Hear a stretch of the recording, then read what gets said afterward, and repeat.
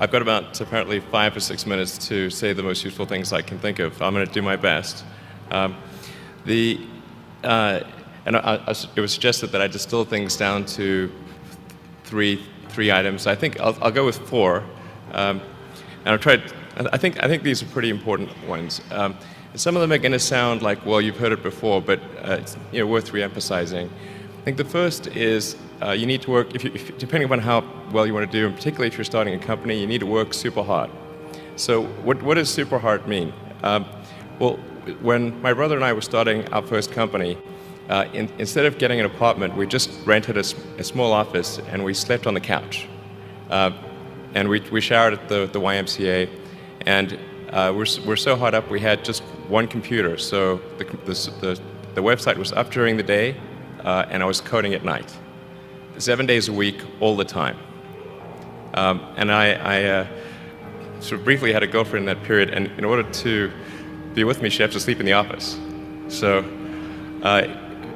work hard, like every waking hour. That's the thing I would say particularly if you're starting a company. And I mean, if you do simple math, say like, okay, if somebody else is working 50 hours and you're working 100, you'll get twice as much done in the course of a year as the other company. The other thing I'd say is that if you're creating a company or if you're joining a company, the most important thing is to attract great people. So either join a group that's amazing, that you really respect, or if you're building a company, you've got to gather great people. I mean, all a company is a group of people that have gathered together to create a product or service. And so depending upon how talented and hardworking that group is, and the degree to which they are focused cohesively in a good direction, that will determine the success of the company. So do everything you can to gather great people if you're creating a company. Then I'd say focus on signal over noise. A lot of companies get confused. They spend money on things that don't actually make the product better.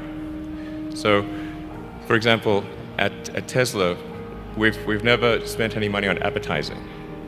We put all of the money into R&D and manufacturing and design to try to make the car as good as possible.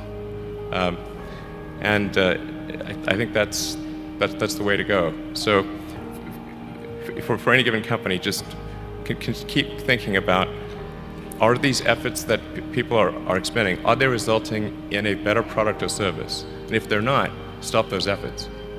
And then the final thing is to sort of don't just follow the trend. So you may have heard me say that it's good to think in terms of the physics approach of first principles, which is, rather than reasoning by analogy, you boil things down to the most fundamental truths you can imagine, and you reason up from there. And this is a good way to figure out if something really makes sense, or if it's just what everybody else is doing. It's hard to think that way. You can't think that way about everything. It takes a lot of effort. But if you're trying to do something new, it's the best way to think. And that framework was developed by physicists to figure out counterintuitive things like quantum mechanics. So it's really a powerful method. Anyway, so that's, and then I think that the final thing I would encourage you to do is, now is the time to take risk. You don't have, you don't have kids. As you get older, your obligations increase. So and once you have a family, you start taking risk not just for yourself but for your family as well. It gets much harder to do things that might not work out.